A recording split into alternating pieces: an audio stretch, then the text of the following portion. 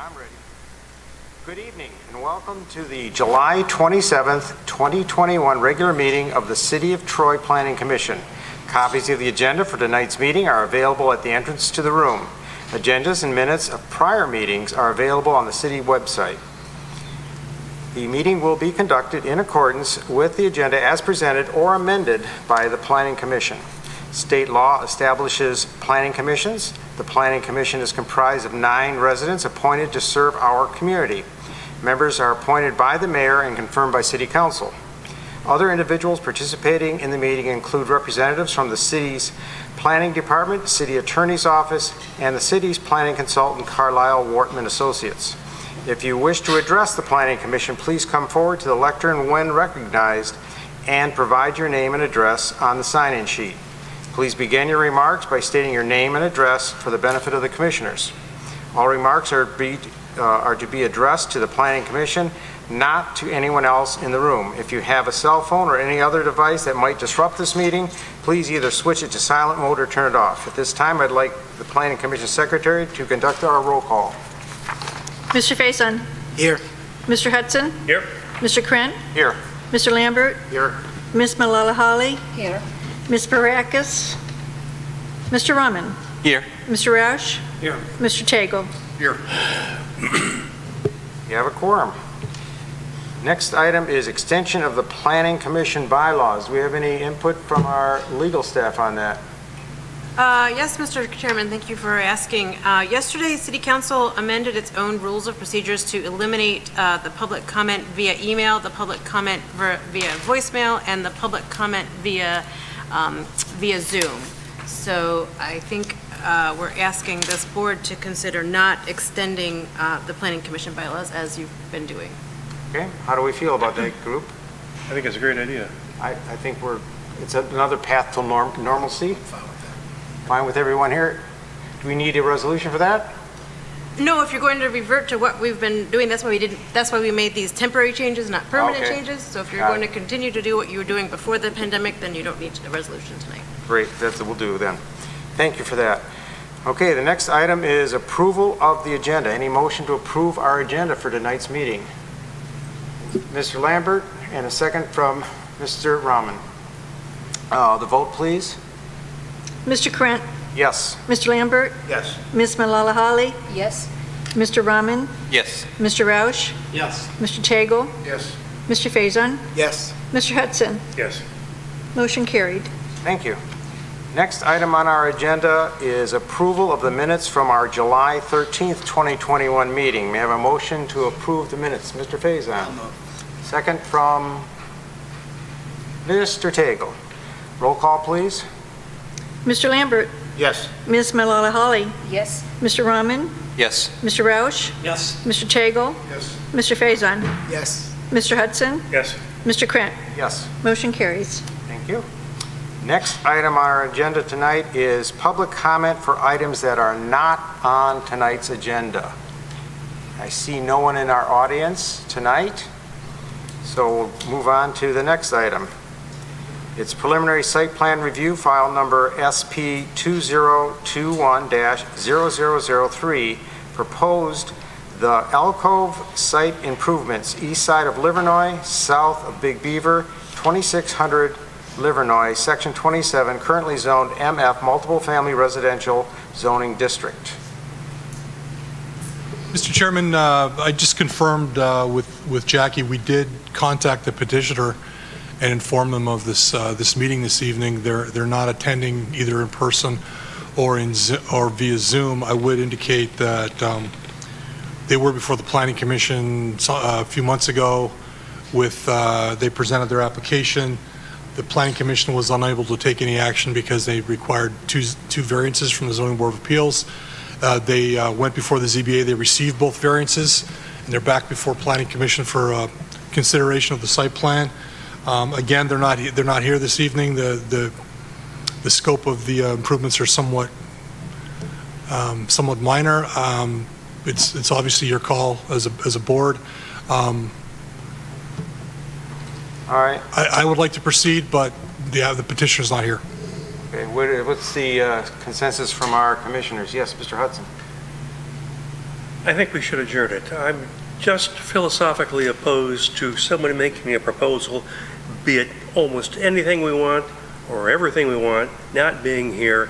If they haven't got enough concern to appear before us, I think we should pass it to an unspecified date in the future. Okay. Any other thoughts? I second that. Okay. Anyone else? I prefer that they be here as well. I do too.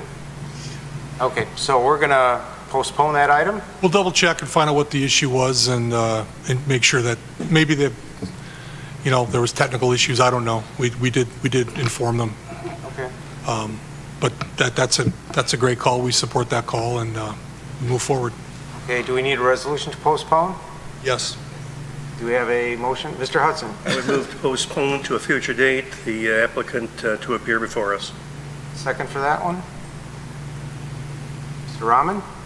Roll call, please. Ms. Malala Holly? Yes. Mr. Rahman? Yes. Mr. Roush? Yes. Mr. Chagel? Yes. Mr. Faison? Yes. Mr. Hudson? Mike? Oh, I'm sorry.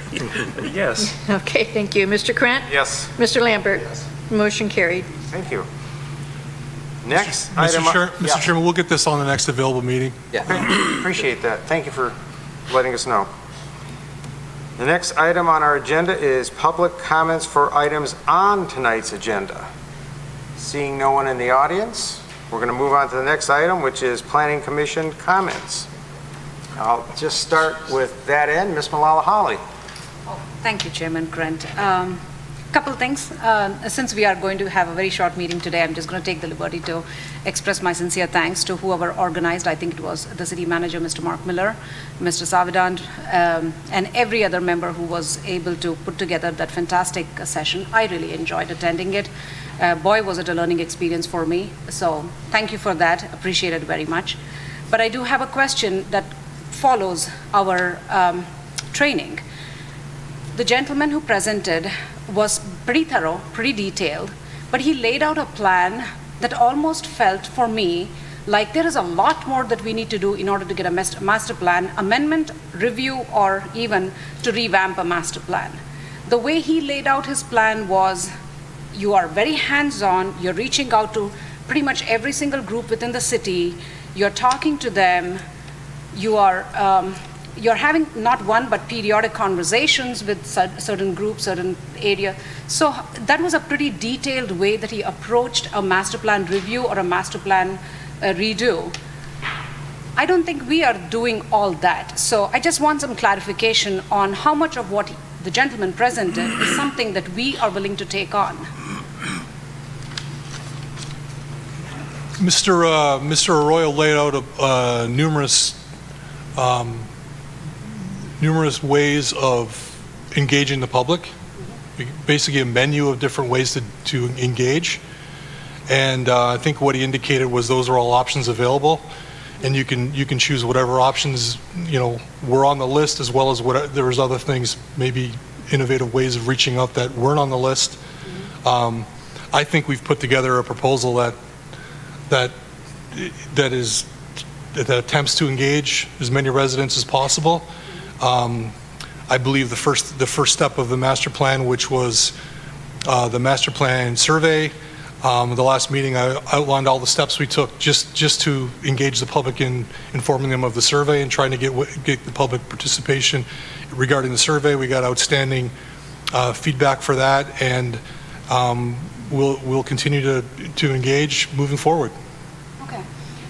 So what would be the next step? What are we looking at going forward? What will we be doing? Will we be doing the neighborhood nodes contact, reaching out to the nodes and talking to the population there? How are we proceeding with that? That's one of the next steps is identifying the nodes. I think we're gonna look at 5 or 6 nodes that we're gonna really focus on. We're gonna actually do site visits and meetings at the actual nodes, invite residents of the area to participate.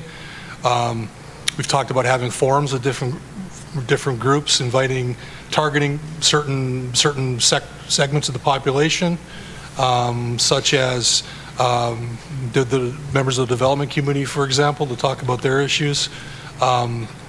I wasn't really prepared to go over a summary of the proposal at this time, but rest assured, we agree with you that engagement's important. One thing that I don't like to hear is when is people hear that there's a master plan process and they think, oh, it's a policy document, it's a 300-page document, my input doesn't matter, or no one told me. That drives me insane. I don't like that answer. So we need to get the word out, and we need to engage as many people as possible. There's still people who don't really get involved until there's something in their backyard, which is unfortunate. But we're going to put our best foot forward. Okay, thank you. Thank you very much. Mr. Roush? Yes, I have no other comments, but I'd like to kind of follow up on Ms. Mulholland's topic and appreciate that Brent is, you didn't come prepared for this, but to any broad-brushed answers you could give would be great. And my question along those lines was, I saw that there were, as options, suggestions at looking at some transportation studies and things that are going on outside of our own community. I happened to see in one of the handouts you gave us, I think on Saturday, or it was with the Oakland County Road Commission, was reaching out to communities and meeting with communities on plans that they have. So if some of those things are going to end up in for us to review or consider or take information from, be interested to know if that's the case. And then next, because it sounds like there's a lot of information to really review, if we're really taking a look at the master plan, do we end up at some point having study sessions or something in order to be able to accomplish all that's involved? That was a pretty lengthy question, and I think there was more than one question in there, Brent. Remember that this is not a comprehensive rewrite of a zoning ordinance. It's an amendment that's kind of targeted with a specific scope. And one of the targets of our work is on areas of conflict between development and single-family residential, such as the neighborhood nodes. That's one of the targeted areas. Regarding your question about the Oakland County Road Commission, could you repeat that question? It's really kind of an example question. At part of the review on Saturday, they mentioned that as part of the process, you would normally be, or potentially you would be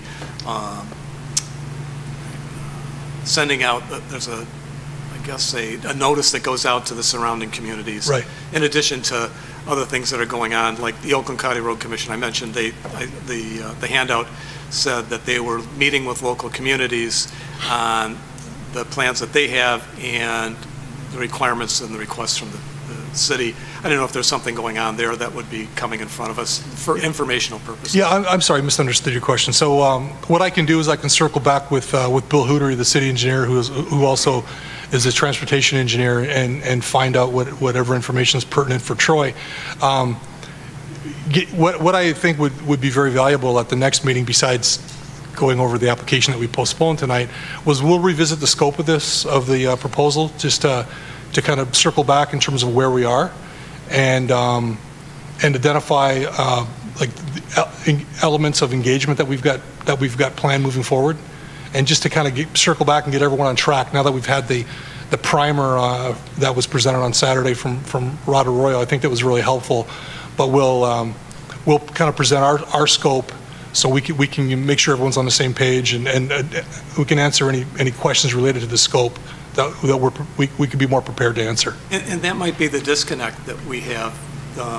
You mentioned that the scope of engagement, I assume it was for Mr. Carlisle's firm to perform his work. Was that something that occurred prior to like my being on the Plan Commission, that we would have discussed that, or is it something that was already discussed at some point in time? Yeah, so the whole update to the master plan really started, this conversation started probably a year and a half ago. And at that point, Director Savana and I and city manager went through it and found, based on discussions, that we didn't think that you were at the point where you need a comprehensive rewrite of it. is in pretty good shape. And I think the Planning Commission brought that evidence to the Planning Commission, and the Planning Commission agreed with us. And that was probably a year ago. So based on that, we put together a scope to do what we do a 5-year update of the plan. And we put together a scope that was presented to the Planning Commission, and that scope then went to the City Council, and that the budget of the master plan is based on that scope of work.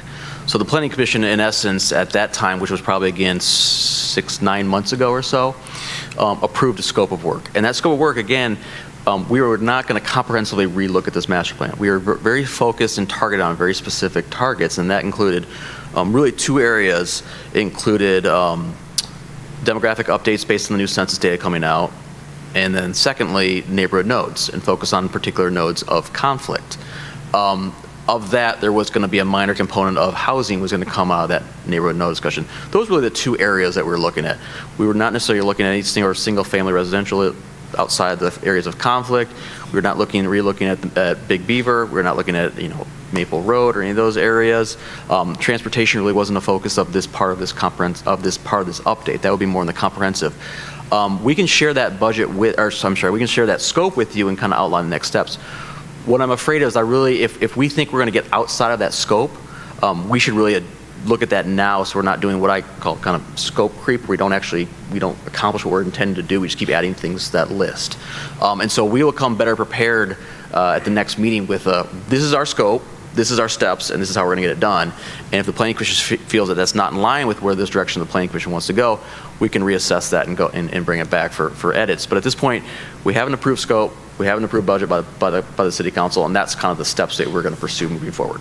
Yeah, thank you. And I kind of assumed the amendment made the most sense for what was going on, and that also explains the disconnect, not being here a year ago to know that you already have this scope. Yeah. Thanks for the answer and for your plan to go forward. Mr. Rahman. Actually, I have 3 things. The first one is to Ms. Malalahali and Mr. Rouse's point. And I agree with you that scope was identified almost 2 years ago, and even before that, right? Obviously, we had the joint meeting. At that time, we kind of outlined the scope, what we want to do. And then COVID hit, so we could not do much, and then now we are here with the scope only on the nodes. So in the last 2 years, a lot of things changed, right, from a mobility industry standpoint.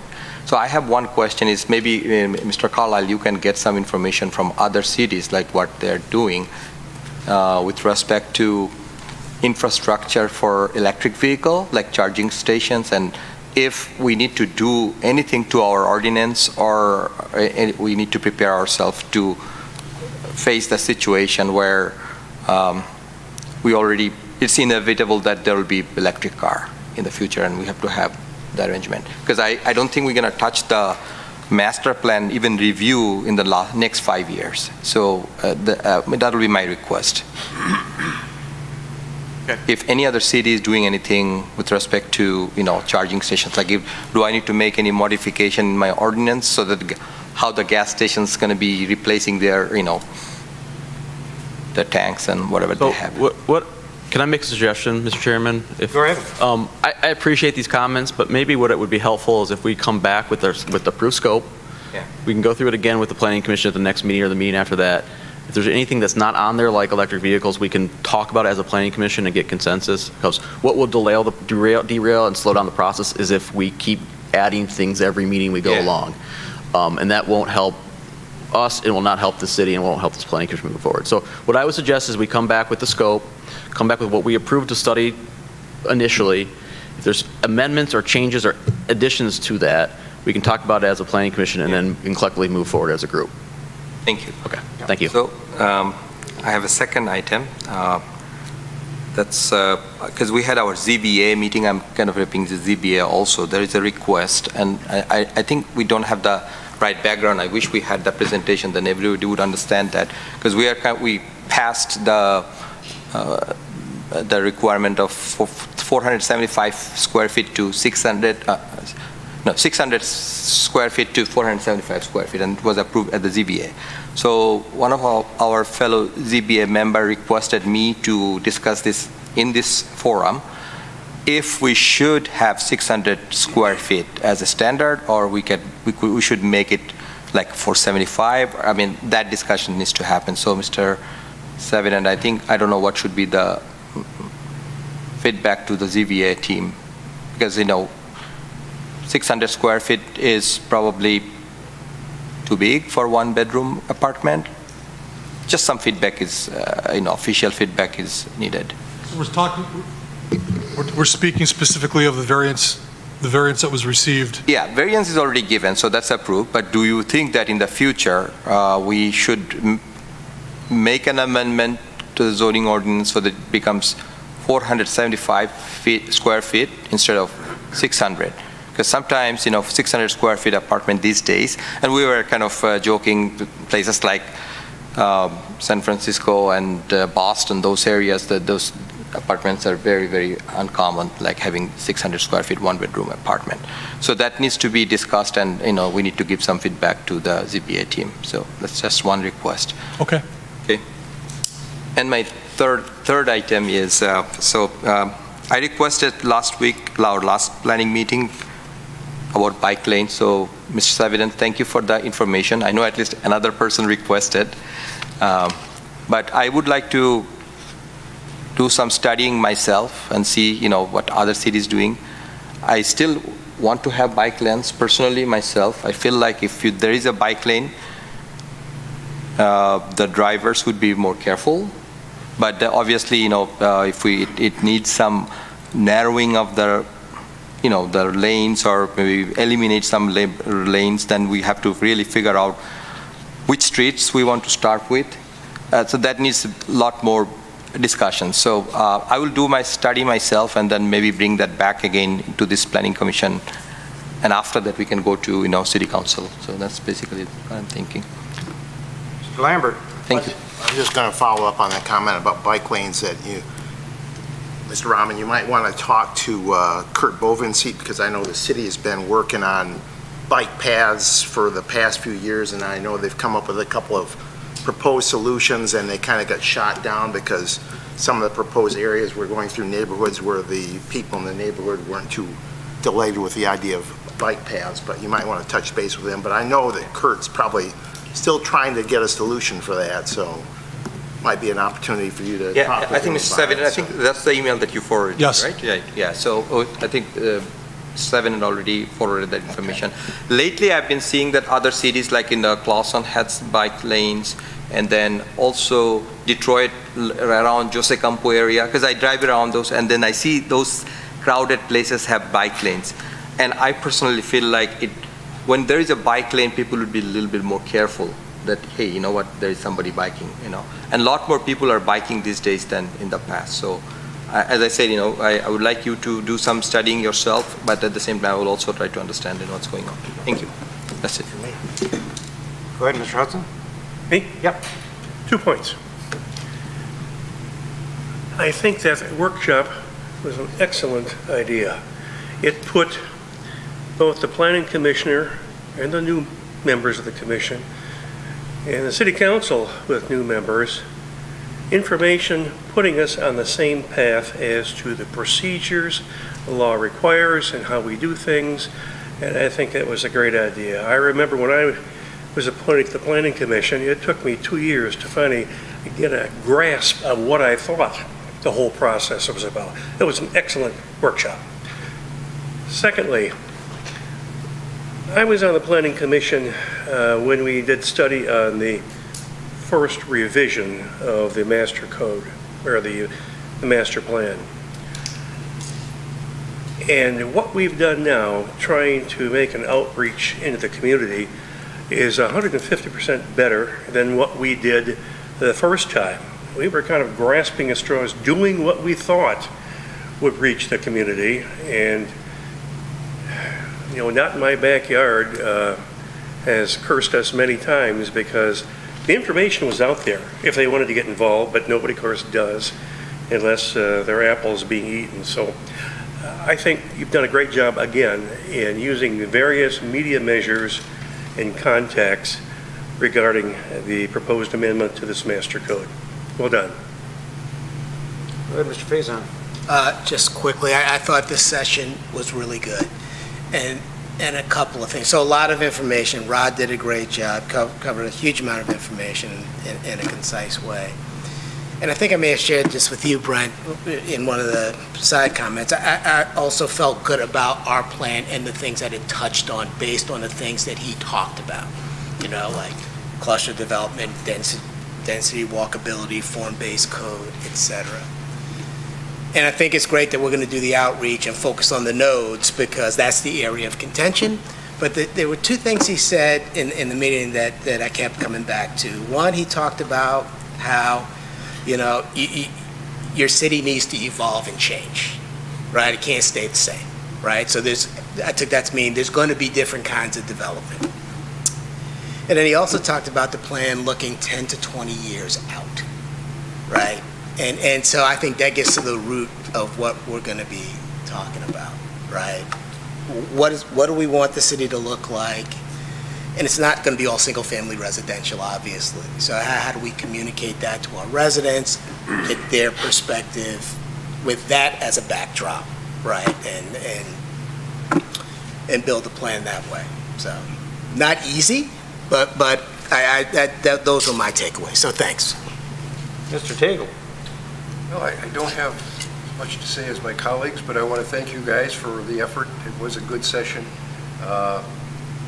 Even being in the profession I'm in and being on this commission as long as I have, always good to be refreshed and to hear again things that maybe don't come in front of us that often, or types of applications or processes. So again, my applause to you and Mr. Miller and to Rod.